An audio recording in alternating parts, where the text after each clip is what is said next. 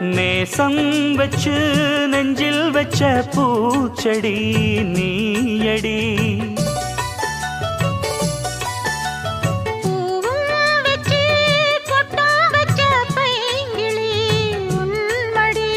பாசம் வச்சு பாடும் பாட்டை கேளடி என் கண்மணி.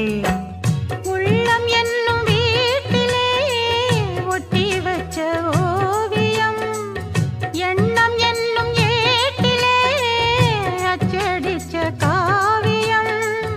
மனசுக்குள் கோயில் கட்டி மகராசி ஒன்ன வச்சு பொழுதானா பூச பண்ணி வாழுறேன்.